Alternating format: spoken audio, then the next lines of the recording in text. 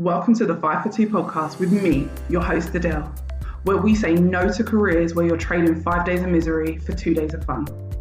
A place we discuss all things career, confidence, and money moves. I want to motivate, teach, and empower ambitious women to achieve more, earn more, feel more confident, and enjoy the work they do. It's all about believing you can have everything you want in your career and then going and getting it. So if you're ready, let's get into it.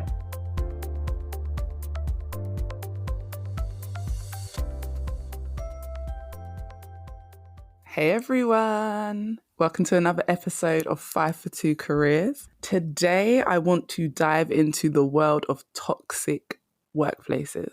It's such a big thing these days, we talk about it all the time. Back in my day, I've been in toxic jobs before there was even such a thing as toxic jobs. They weren't named back then, we didn't have a name for it, we just knew we was in a crap job. Sometimes it was our boss, sometimes it was the people we worked with, a lot of times it was both. Today, I want to dive into what toxic jobs are, how to deal with them, how to escape them, which is the most important thing, and why we stay in them so long. Because I know a lot of you are currently in toxic jobs and you don't even know why you stay. And I know for a long time, I stayed in jobs that weren't serving me, with people that were treating me so badly. And when I look back, I'm like, why did I stay? So we're going to dive into all of the stuff, all the things. So yeah, let's get started. So before I share my story or stories, because I've had a couple of toxic jobs, I want to talk about just a few examples of what they even are. What is a toxic job? What is a bad work environment? And I think the first thing that most of us will know, and a lot of us have experienced, is that anxiety on a Sunday night or a Monday morning before you have to go to that job. And there's two types of anxiety. The anxiety when you hate your job, you just hate it. It's got nothing to do with the people. It's got nothing to do with your boss. It's just that you hate your job. I'm not talking about that. I'm talking about that anxiety where you know you're going to see someone who doesn't know how to talk to you, is rude to you, is disrespectful. If you work in an environment, I've been in environments where they're very cliquey. And for me, it was when I worked in offices with a lot of women. I have worked in offices with a lot of guys. I didn't enjoy that experience either. There was one point where I worked in an office where there was just mainly men and myself. And just their banter was totally different. They was always fighting on each other and they thought it was hilarious. But anyway, that's a whole nother story. But yeah, I've worked in environments where everyone gets really cliquey, like in school, like in groups. They all group up and one group doesn't like another group. One group doesn't talk to another group. And that's just not my vibe or my energy. I talk to everyone. So I find that a really weird environment. People talking behind each other's back, people talking about you loud enough that you can hear, on purpose. I've been in those situations. So they give you anxiety because you don't want to see certain people, you don't want to deal with certain people, or your back's up already because you're ready to fight. And when I say fight, I don't mean put hands on people, but I mean you're ready to argue. You're ready to have a problem with someone because you know they're going to have a problem with you. That is a sign of being in a toxic environment. There are things like being spoken to in a way that you know is disrespectful. How many of you got that boss or had that boss that just speaks to you like you're a piece of crap on their shoe? I'm going to be talking soon about a boss that used to click his fingers at me. Do you know how disrespectful and rude that is? But we will get there. But being spoken to like you're just a piece of crap. Given extra responsibility with no extra pay. People don't talk about that enough, but that's toxic. When someone's piling on the work on top of you, but they're not giving you no extra pay or no extra respect for everything that you're doing. You're expected to be available 24/7. This is something a lot of the women I work with in Create Your Own Lane talk to me about. They're saying that they're always expected to be available 24/7. I even have women who are vice presidents or senior managers in companies who, when someone calls in sick, if they're already on annual leave, they get a phone call being asked, are you in the country? Come into work. That's not okay. You are already off. You should not have to sacrifice your time and your personal time, being called on the weekends, evenings, after 6 o'clock, being asked to do work, being emailed. When someone's emailing you after 6 o'clock, even if they're saying to you, oh, I don't expect you to respond, why are you emailing me then? You do expect me to respond. And that's the thing, when we have that feeling of expectation, we feel like, oh my gosh, I have to respond or I'm going to get in trouble. I have to respond or there's going to be a negative consequence. When you feel like you have to give up your life for your work, or there's going to be a negative consequence, whether that's being disciplined, going down, getting sacked, whatever it is, that is a toxic environment. You should not always feel on edge. You should not always feel nervous. I have so many people that say to me they're expected to come in, they feel uncomfortable when they're sick. They don't want to call in sick. They don't want to call in when something unexpected happens. I'm a parent, like unexpected things happen. Don't get me wrong. There's a difference between real situations and people taking the mick, because there are employees that do take the mick. And I get that some companies have been taken advantage of so long that now they put it on everyone else. But you shouldn't have to feel bad because you're sick or something's come up. You shouldn't have to drag yourself out of bed when you are truly sick, like really, really sick, because you are scared of the consequences. You're scared of the repercussions. Some of the times when you're sick, you feel like when you do call in, you're not believed or you're questioned, you're overly questioned. And then you're treated differently when you go back, like you're a slacker. We get sick. Real life stuff happens. If you are performing and delivering your job all the time and then you need time off, it shouldn't be a problem. The fact that we feel like it's okay that people treat us this way is a sign that we're in a toxic environment. Another sign is when you're expected to outperform everyone else. Like they just expect you to do all the work. They expect you to be great at what you do. They expect you to support people who are above you. Again, this is something I'm going to talk about, but I have trained people not even above me, at my same level, but being paid more than me. But a lot of people that I speak to are training managers, supporting managers, doing their manager's job, but then you're constantly being rejected for promotions. A couple of people I worked with actually support senior staff on a regular basis. They're asked to train them. They're asked to support with their work. They actually deliver a lot of the work for senior staff. But then when they go for a promotion, they're told, oh, they're not quite ready. You don't have enough experience. But yet you have enough experience to support the senior member of staff. It's toxic. You need to remove yourself. However, I know more than anyone else, it's easier said than done to say you're going to leave, but you get actually caught up in the cycle of toxic jobs. So that brings me to the question, why do we stay? Anyone listening right now, I want you to ask yourself that question. Why do we stay? I'm going to jump into this question shortly, but before I do, I want to share a little bit about a couple of situations I've had. I've got so many stories, but I'm going to talk about these two because these are big ones. And if you follow me on Instagram, you've heard me speak about these two before. But one is the boss who clicked at me. Yes, I sat opposite him. So he sat in front of me at his desk and I sat, like there was a partition in between us and then I sat on the other side of the partition with like other colleagues. So he could see me, I could see him. I would come in first thing in the morning. Now, I would come in 10 minutes before work even started, just to get myself settled in, maybe finish off my breakfast, whatever it was, but I was in early. Oh, I soon realized that coming in early was not a good thing because he would talk to me about work immediately and he would click. I'm sitting in front of you. Firstly, why would you need to click? Secondly, that is so rude. You do not click at anyone. I'm not a servant. It is rude. It is disgusting. But yes, he used to lean over, and that's the thing, he used to lean over my desk and click his fingers in front of my face to get my attention. I can see you, sir. You do not need to click. And I never used to say anything. That's the crazy thing. I used to let this man just be clicking at me. He would also log into my emails, not just mine, everyone in the office, log into our emails while we're logged into them. So I would see things being read. They would go from unread to read and I haven't opened them. And he would be saying to me, oh, this person wants you to email them back or this person wants you to call them back or that might be a good lead or something. And I'd be like, I'll get to it. I would be on the phone sometimes to a client. This man would be clicking at me in my face and telling me, oh, there's an email you need to get to quickly. I'm on the phone. How can I do it all? How can I do both? Also, stop clicking at me. As you can tell, I do not like being clicked at. I don't think anyone should like being clicked at. It is so rude. I stayed in that job for a while. But what happened was I started to resent that boss. I started not to work as hard. I started to make mistakes. I was almost like a petulant child. If you're going to click at me, then I'm going to act like a fool. I'm going to act like the child that you're treating me as. My work started to suffer. I wasn't happy. And instead of leaving, I just became this grumpy person. Every morning I'm upset. I don't want to go to work. Every day I'm unhappy. It even made me start to think that if that had been one of my first recruitment jobs, I wouldn't have stayed in recruitment because I would have thought that was what the industry was like. That was what people were like.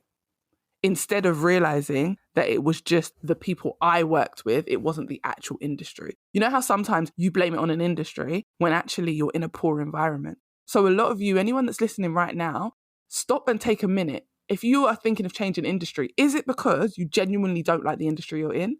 Or you don't like the people you work with and the way you're treated and you're associating that treatment with the industry you're currently in? You guys know I support people on career changes. That's one of my big things. But sometimes people come to me and we realize the issue isn't the industry. It isn't that they want to switch industry. It's that they need to get out of a toxic environment. They need to get away from these people that are treating them so badly. So I really want you to pay attention to that. So yeah, needless to say, I got out of that job. However, one of the reasons I stayed in that job was because previous to that job, I had been in another toxic environment, which I was just about to say was my fault. And that's something we do a lot. Like, we blame ourselves. And the reason I was about to say it's my fault is because I had worked for this company in a different aspect and then worked for them again, knowing that they weren't always the best. However, leadership had changed, management had changed. So I thought that it would be different. It's not always different, guys. Sometimes a leopard never changes its spots and you just have to know that. However, I had been in a toxic job before this one. And the reason I left one toxic job and ended up in another, I know is because I didn't do the work necessarily when I was leaving the first toxic job to make sure it didn't happen again. I didn't ask any specific questions. I didn't even really know, what do I need to ask to make sure I don't end up in the same environment? What do I need to know about someone's management style? Like, I didn't ask any of these questions at interview. I also was literally on the run to get out of my toxic job. And a lot of people, this happens, and I call it the rebound job. And if you've listened to my podcast for a while, if you go back some episodes, you'll find where I talk about the rebound job. And the rebound job is basically you are so desperate to leave the toxic job that you're in that you ignore all the red flags in other new jobs that you're potentially looking at and just dive straight in. It's like being in a relationship. When you leave one bad relationship and you go into another and you're in a rebound, like, you don't actually really like that person that much, but they're so much different and better than the person you were with that you just think they're great. Like, you see through rose tinted glasses. And that's what happened to me. I literally was on the rebound. I wanted to get out of a job that I was in and I ended right back at a job that was as bad, if not worse, because like I said, I was being clicked at. What I think is important before you leave any toxic job is identifying exactly what you want, having clear boundaries of what you won't tolerate, and then coming up with really smart questions to ask when you go for interview. Making sure when you're doing your research, you're paying attention. Figuring out the interview process. Like, if you're someone who likes things done really speedily and efficiently, but the interview process itself is not efficient, it takes long, it's all over the place, that can be a sign of what is to come. So paying attention to the steps leading up to the job offer, paying attention and asking the right questions are so important if you do not want to end up in another toxic environment. However, don't let my story be the reason that you say, see, I might as well stay where I am. Better the devil you know. Why are we ever thinking that it's okay to stay with the devil? Really? Better the devil you know. I hate that. Like, I hate that saying. No, it's not better the devil you know. No, you do not have to stay in a toxic job. Do not use that as a reason. Like, you don't want to leave one to end up in another. There are hundreds of jobs out there. Hundreds of jobs better than your job. And there are another 100 jobs the same. Your job is to go and find the one that's better than your job. And there are so many, trust me, because once I got out of the cycle of toxic jobs, I didn't deal with toxic jobs again. I'm not saying that doesn't mean I might not ever fall back into one, but the difference is I'll be able to identify it quickly and I will be out the door. And that's what happened the second time I ended up in a toxic job. I didn't stay that long because I identified it. I stayed for a while, but then I was like, I'm out. I'm done. This doesn't work for me. I'm not about to go through the same thing I went through previously. So previously, what did I go through? Shake my head. So I was in a job. I was really good at my job. I was in education. I used to get amazing feedback from my managers, head office, like to the point that I was training other managers. I was supporting other people to do what I did because I was good at it. I was good at managing budgets. I was good at organizing the day. Parents loved me and they always wanted to, if I did a show round, they would want their children to go to our nursery. Like, it was that level. Like, I was so good at my job. At the time, I didn't realize it. And I just thought I was doing what I was supposed to do. And that happens a lot. You take for granted. You think, oh, everyone can do what I do. Like, this is just my job. I'm just doing my job. So I was just plodding along, doing what I thought was my job, not realizing that if you are training other people, if you're being asked to support people, if you're being asked to go above and beyond your job description, it means you're good. No one's going to ask you to do extra if you're bad. In fact, if you're really bad at your job, they're going to get rid of you. Let's be honest. So, and sometimes that's not always the case. Sometimes you're really good at your job and they still want to get rid of you, but that's a whole nother conversation. But for the point of this, I was good at what I did. They had me training other people. I started to research and I realized that for the level of work I was doing, I was very underpaid. So I asked for more. And that's when the moment a lot changed. I went from being treated like almost the golden child, like, oh my gosh, I can't do no wrong, to like, how dare you ask for more money? I was being told, oh, you don't have that much experience. You don't have the higher level qualifications. Like, you need to get your degree if you want to get paid that much. But you've already got me doing the job.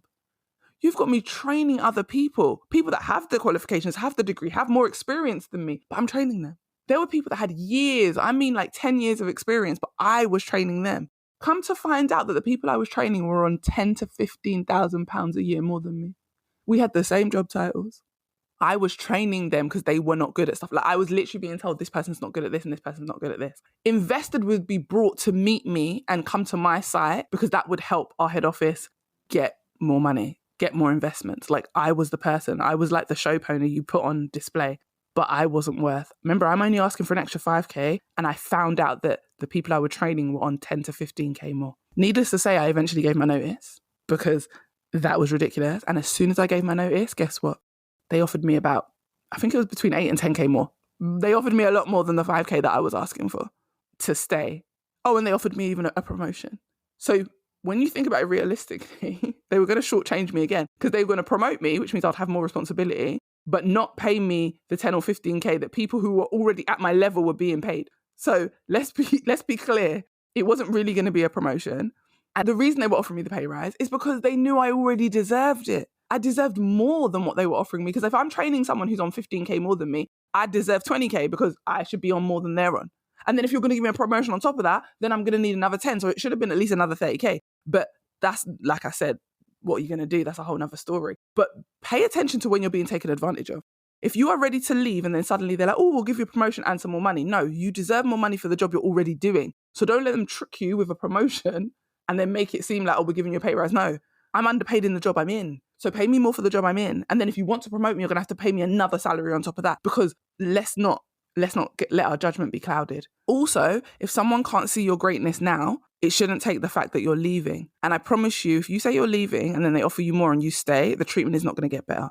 You are still in a toxic environment. You are still with toxic people. They have just tricked you into believing in that short period of time, in that short moment, that they're now suddenly better than they've been all these years that they've been treating you badly. So no, I didn't take the promotion. I didn't take the pay rise. I was tempted. And they even offered to pay for one of my qualifications, like for me to get a degree. And I started filling out the paperwork. And that was actually the moment when I realized this isn't for me. Not only was the industry no longer for me, but the company wasn't for me. And actually being in that environment helped me to shift.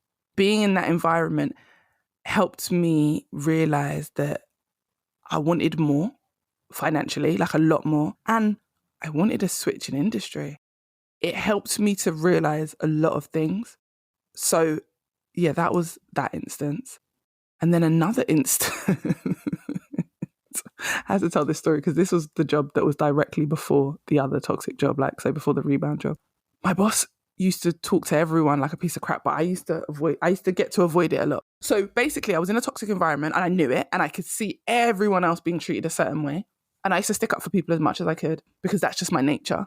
I hate seeing people bullied. Like, I was bullied as a kid. And I think when I got to high school, that changed because I refused to allow myself to be bullied. And I hate seeing anyone being bullied. So I used to stick up for people as much as I could. However, a lot of the time I was under the radar and I missed a lot of the toxicity. I was even promoted at that job. They made up a job for me, like to keep me. They created a whole new role so that I could stay there. Like, they liked me there. So I was really under the radar and I didn't deal with a lot of the toxic stuff. However, me saying that, when I think about it, I was dealing with toxic stuff, but I wasn't the main thing was our boss used to speak to everyone like they was a piece of shit. I wasn't being spoken to like I was a piece of shit because I was too busy being praised. However, I was expected to be on call 24/7.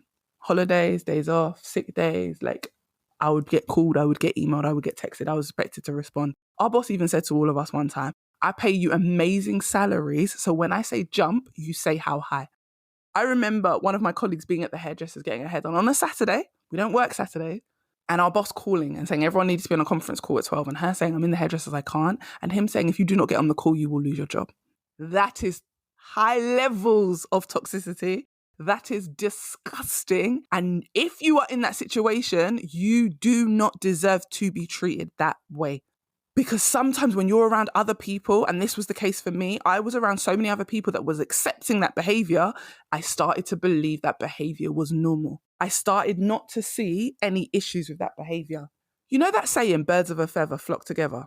My mum used to say that to me a lot when I was young, and I would be like, that's not true. Just because my friend's a certain way doesn't mean I'm a certain way. But what I have learned with age is what that means is the people you surround yourself with will affect you at some point, even if your beliefs are different. If you are with someone day in and day out and they are a good person, or you think they're nice, they're pretty decent, even their bad qualities, you'll start to defend them after a while. You'll start to say to yourself, these bad qualities are normal.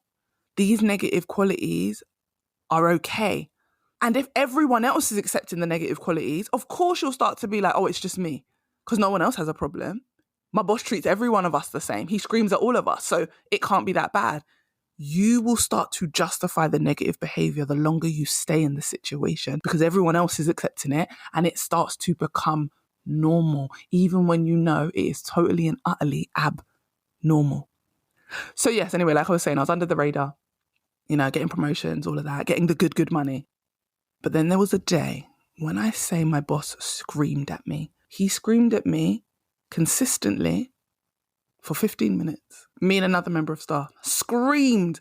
And I was being screamed at for something that wasn't anything to do with me. It wasn't to do with my department or my job description. But he said, if I say it's your job description, it's your mother effing job description and you get it done. I felt so embarrassed. I felt so small. I was broken. I left that meeting because I will not give anyone the satisfaction of seeing me cry, because that is my personality. But I got in my car and I cried all the way home. I cried for 20 minutes. And I still remember, it's so vivid in my imagination, Nicki Minaj, Pink Print was and I listened to that all the way home and hyped myself up to get angry, but I was crying while rapping to that album, like all the way home. This is back in the day, like my car still had a CD player in it them days. And I am banging this album out all the way home, crying for 20 minutes solid. Got into my house, continued crying for another 10 minutes, and then had to go and pick up my daughter. So I had to fix up, figure it out, and go and pick up my kid. Needless to say, the next morning, that was the first time I acted on impulse. I've never done this before, but I walked in and I handed in my notice without having another position. I had to give 2 months notice in that job. I gave my notice. My senior boss asked me to stay. Other bosses asked me to stay. So many people came to see me and begged me to stay. I couldn't. And from that point, that boss continued, this was our CEO, by the way, who spoke to me like a piece of crap. He continued to ignore me, treated me different, left me out of meetings, whatever it was, just was me. I didn't care. Because on that day when I went back in, I gave them back their phone, their laptop. I'm not doing work from home no more, because they used to expect us to work from home after our working hours. They gave us laptops and phones so they could contact us when we were not at work, to disrespect our boundaries. I gave back everything. I said, for the next 8 weeks, you're getting the bare minimum. You're getting my job description, which I'm saying is the bare minimum, but it's not. It's what I was paid to do. So you're getting that. I'm not doing anything above, beyond, or extra. And that's what I did. I then interviewed. I was scrambling. And like I said, that led to me being in a rebound job, which is the job I spoke to you about right at the start of this episode. Anyway, that's my experiences. I know some of you have had similar experiences, and I'd love to hear about them. Share them with me. Let me know. Drop me DMs. Head over to my LinkedIn, Instagram. I'm always over there. And also ask me any questions. I've got a Q&A box on this podcast. If you've got any questions about anything, let me know. I'll answer them. But that leads me to this part. The question that I asked you guys earlier. Why do we stay? Ask yourself this. Why do you stay in a toxic job? I think I gave a little bit insight a few minutes ago when I said, we stay because the behavior starts to feel normal when everyone else around us is accepting the behavior. We start to think it's okay and it must be us. We must be the issue. If there's 10 other people in this office and they're all accepting it, then I must be the problem. And what you need to do is get yourself out of that environment and start speaking to people in other jobs, in other companies, to figure out, is this normal? And remember, misery loves company. So if you're attracting other people that are saying, yeah, my job's like that, it could just be that they're also in toxic jobs and you lot are all attracting each other because misery likes company. Start talking to people that aren't in toxic jobs. Start talking to people that have escaped toxic jobs. Join groups. Ask questions. Speak to someone like me who will let you know it is not normal. And I've had so many jobs in my career. Like, I used to change jobs every year or every 2 years. Like, I've had so many jobs, and 90% of them, 80, let's say 80% of them have not been toxic. Not overtly toxic. Yes, every job might have its little things that you don't like, but they haven't been toxic. I haven't been treated badly. I haven't had anxiety. I haven't hated being there. Like, they haven't been toxic jobs. I've had such good experiences, and that lets me know how toxic some of my jobs were. And even when I was in them, like I said, it felt normal after a while, because if 10, 15, 20, 30, I've worked in massive offices, if 40 people think a certain behavior is okay, you start to accept it. It takes that one person, though, to break the chain. And in some of my jobs, I've been the person to break the chain. And I've been in a job where one of the people who wasn't like senior management, but was management, got sacked because I spoke up and then 4 other people spoke up. And then people that had been there longer than me started to speak up and this person ended up getting sacked. So there are times when that works, but I know that it's rare. So when I say, why do we stay? Is it because we think it's going to get better? If you're not speaking up, other people aren't speaking up. So how is it going to get better? And if you do speak up and nothing changes, how is it going to get better? Just like we encourage women and men to leave like bad relationships, whatever the reason is, whether it's abuse, whether it's just you're being treated poorly. Like we encourage people all the time, get out of bad relationships. Your job is a bad relationship that you need to break up with. If your job is toxic, it is a bad relationship that you need to break up with. I had to say it twice because I want you to hear me when I say it. All being in that toxic environment, that bad relationship does for you is chip away at your self-esteem. Because like I said, you start thinking that something's wrong with you. That chips away at your confidence. If you already had low self-esteem before going into the job, like if you already had low self-esteem before going into the job, it is going to get worse. If someone's telling you your work's not good enough, you need to do better, you can't get promoted because you don't have enough experience and you're not that good, but yet you're training other people. You need to start to find the opposite of what you're being told. So you're being told that your work's not good enough, you don't have enough experience, you're not ready for a promotion. But then you realize they keep giving you extra responsibility. They keep praising you because you're so good at stuff. They keep asking you to train senior people or support senior management. But if you're not good at what you do, then why would they ask you that? Start looking for evidence that makes you realize the stuff you're being told is crap. Start getting out of your toxic environment and speaking to people who have jobs that they enjoy and asking them, how did you find a job you enjoy? Start networking online and speaking to people and realizing and noticing that there are really people that love what they do. Get on LinkedIn. You know, I've done a couple episodes recently where I'm like, get on LinkedIn. Get on LinkedIn if it's only just to, even if it's only just to network. Network with people doing things that you want to do and like open your eyes to there being more out there, more for you. Another reason we stay is because we think that all the jobs are going to be like this. And what if we can't get a better job? And we've got responsibilities, mortgage, bills, whatever it is, children, and we can't put ourselves in a situation where we don't have security or a stable job. Let me just start here. As secure and stable as your job is, or you think it is, you know, just like I know and everyone else knows, you can get made redundant at any time. You might not see it coming. You could have something go on in your personal life, which means you end up having to leave. Like sometimes life forces you out of a job.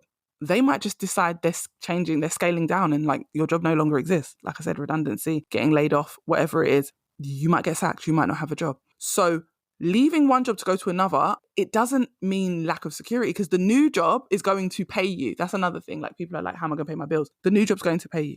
I don't recommend anyone do what I did where I just handed my notice in and left. I don't recommend that to anyone. But I've definitely had clients who've done the same because once you feel empowered and you feel confident and you have belief, you sometimes won't put up with certain things anymore. I've literally worked with women in my program, Create Your Own Lane. And when I say why I called my program Create Your Own Lane, it's because that's literally what we do. We create your lane. And for some women, that's going to be leaving the toxic, shitty job and doing an in-between job that they don't even care about, that they're just doing to make money and pay the bill, while they get their head around what they want to do and move into what they really, really want to do, the dream job, the dream money. Like, that's what they do. Some women just leave the toxic job, make sure they've had enough money saved up, and they don't go and find another job. And then what they do is they literally take their time and work on finding that ideal job. And some women leave the toxic job and go straight into a great job. That's why we call it Create Your Own Lane, because you're creating a lane that works for you. But like I said, me leaving that job and even ending up in the rebound toxic job was great for me because it built my self-esteem. Because when I got into another toxic job, I was so aware that it was toxic, I refused to stay there. I knew I deserved better and I went and got better. So working on your confidence is going to be so important because the reason you stay is because you lack self-esteem, because you cannot expect people to treat you better than you treat yourself. And allowing ourselves to be treated that way is showing a lack of respect for ourselves. When I stayed in that toxic job, even before I was being treated toxic, when I saw everyone else being treated badly and I was sticking up for them, why did I stay there? Why did I stay in this environment where everyone was being bullied and expect not to eventually be bullied myself? And this is the thing you need to think about, the respect for yourself. And not to beat yourself up and say like, oh, it's my fault, I've stayed that long. No, we've all been there and we've all done it. We've all stayed way longer than we should have. jobs, relationships, whatever it is, friendships. We've all done it where we knew we should have left and we didn't. And when we look back, we were like, I stayed a good year longer than I should have, a good 6 months longer than I should have. I know I've definitely done that in relationships. Like a year later, I'm still there, knowing full well that this is a crappy situation and no good's going to come of it. So for me, I'll give you a little insight into how I see work now. I no longer believe that a company is doing me a favor by employing me. That's an important one. No one is doing me a favor. I work my butt off. I wake up, I get to work on time. I do good work. I do great work for my companies. They praise me. They get what they need from me. So I should be getting what I need from them. So I no longer believe that a company is doing me a favor. In fact, I believe that I'm doing them a favor by helping their business make money and I'm making them look good. When you get good employees, let me tell you as a manager, as a business owner, when you get good employees, they make you look good. They help your business make money. So I am doing them a favor. As much as they're doing me a favor by paying me a paycheck, that's not even doing me a favor. I'm giving you something. That's why you're paying me. You're not paying me for free. So therefore, my new thought process, the way I reframed my brain was, I believe I am doing them a favor and I keep a list of all my accomplishments. I tell my clients, keep an accomplishment book so they can remember all the things they've done, all the times they've been praised. If you don't want to write it down, voice note yourself. The next time you get amazing feedback, voice note yourself. So you remember how great you actually are. There are too many good jobs for you or me to be out here being treated like crap. And I also say to myself, there are too many for me to believe that I'm just lucky for a company to employ me. It's not luck. When you go for an interview and you're interviewing against 30, 40 other people, it's because you've shown how great you are. It's because you've been able to communicate your value. It's not luck. It's hard work, it's dedication. To keep a job, it's hard work, it's dedication. You can't just phone it in. You can't just show up, do a crap job and expect to keep being employed. You work hard, you deserve more. There are a lot of jobs, but there are not a lot of great employees. We have all worked with the crappy, lazy employees. We have all seen other people get sacked. So therefore, look at yourself and realize there's no two yous. There's only one person of you. Sometimes I'm like, I need to clone myself. I've had bosses tell me, I wish I could just have two of you. Listen to those things. Listen to the praise. Hear it and know that you are a good employee. And I really see that now. It wasn't something I saw for a long time, but I really see that. And I really get behind all the things I'm saying. My work ethic, my hard work, my passion speaks for itself. I deliver an amazing service, not just as a coach, but in work. Before I had a business, I was an amazing employee. I worked my butt off, and that's why people took advantage of me. When you work hard, people do take advantage of you. You tend to end up in the toxic cycles and the bullying because they want you to stay and keep doing a great job for them, but they want to chip away enough at your self-esteem that you don't think you're good enough to go somewhere else, but that you keep overworking and working extra hard to prove yourself to them. Please know that. There are bosses out here that are doing it on purpose. They chip away just enough that you won't leave and go anywhere else, and enough that you will overwork yourself to prove yourself to them. You have nothing to prove to anyone. If you are delivering an amazing service and you have a great work ethic, then that's it. That's what you're getting paid for. And I can already hear a lot of people saying, like, what if I leave and have the same issues in a new role? I just told you that happened to me. But it doesn't have to happen to you.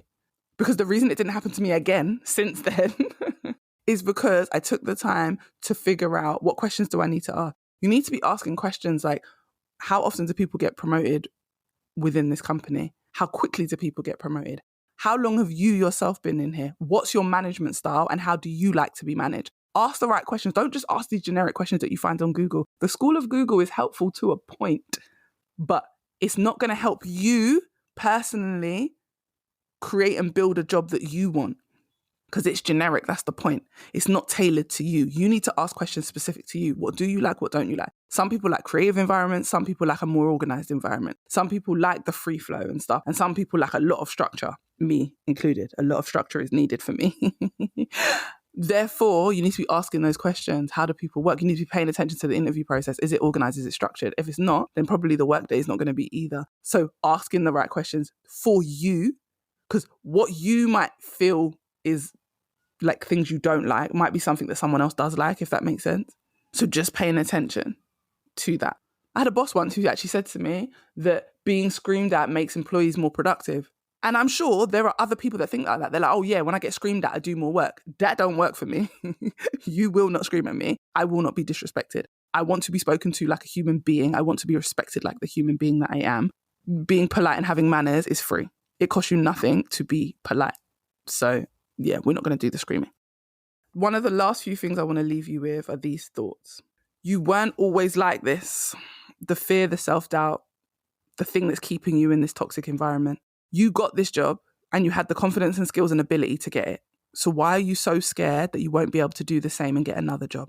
Your boss has probably broken you, or the people around you have broken your confidence, and they've made it so low that you forgot who you already are and who you had to have been to get the job that you currently are. So I need you to wake up, remember who the F you are, and get up and go and find something better. If you're scared to leave because you think that you're the problem, because sometimes like you've gotten to that point, you now think maybe you're the problem. I want you to ask yourself some questions. Have you been sacked from every job you've done? Have you been treated this way in every job you've done? If this is your first job and you don't know anything else, then how do you know another job isn't going to be different? If you've not been sacked from your current job or every other job, then you must be doing a good job. So how can you be the problem? If you have been sacked from every job you've had, yes, maybe you're the common denominator. And that can happen. Sometimes it is you. However, is it that you're bad at your job, or is it that you keep putting yourself in spaces that don't fit your personality or natural traits and your skills? Is it that you keep putting yourself around people that are making you the problem and that's why you've been sacked? Because let me be clear, there are women that are excellent at their job, that have had praise, that have had promotions and then still end up getting sacked because someone thinks they've gotten too big for their boots. They've actually not done anything wrong. And don't get me wrong, there are people that are the problem. I'm not saying there aren't people who they are the problem and that's why they're getting sacked. But what I'm saying is pay attention, because so often that's not the case. So often you're saying to yourself, I'm scared to leave because I'm the problem, when actually your track record speaks for itself. You are not the problem. This boss, these people, they're the problem. I want you to start arguing with yourself. Ask yourself questions like, do I really believe I can never get another job that will pay all my bills and help me live my current lifestyle? Because if that's the case, what's going to happen if you get made redundant tomorrow? You're basically saying you're not good enough or capable enough. Even if you're not at the place where you're saying I'm good enough, you're saying you're not even capable enough of getting another job. That's crazy. I need you to argue with yourself and remind yourself who you are. Sometimes you just need to remind yourself of exactly who you are and everything that you bring to the table. Start separating facts from fear, just like in science. Stay with me. You can't say something is 100% a fact unless you have evidence to show that you get the same outcome every time, or that you get the same outcome the majority of the time. So the fear that you're telling yourself, I can't get another job, or every job is going to be the same, go and test it out. In fact, go and prove yourself wrong. Test out the theory, because greatness is in you, but you have to believe it. I just want to remind you, what effort are you willing to put in for your happiness? What effort are you willing to put in for your happiness? I'm going to say it one more time. What temporary effort are you willing to put in for long-term happiness? Because I know someone listening to this is going to say, that sounds like a lot of hard work. But what are you willing to do to be happy? Because right now, the anxiety, the stress, the frustration, you being mean, aggressive, angry, going home, taking it out on the people you love, or not even wanting to spend time with the people you love because you're so drained from being in such a crappy environment, is not helping you be happy and live the life you want. So what temporary effort, because yeah, it might feel like hard work, but that's temporary hard work, are you willing to put in for your own happiness? Because if you're not willing to put in work for your own happiness, you can't expect anyone around you to be willing to put in work for your happiness.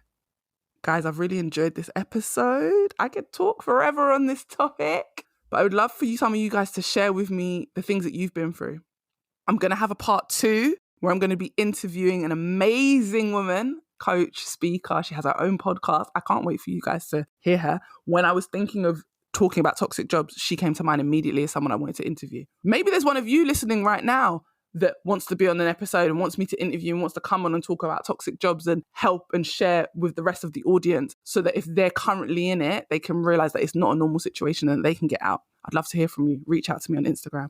But yeah, till next time, guys, it's been great.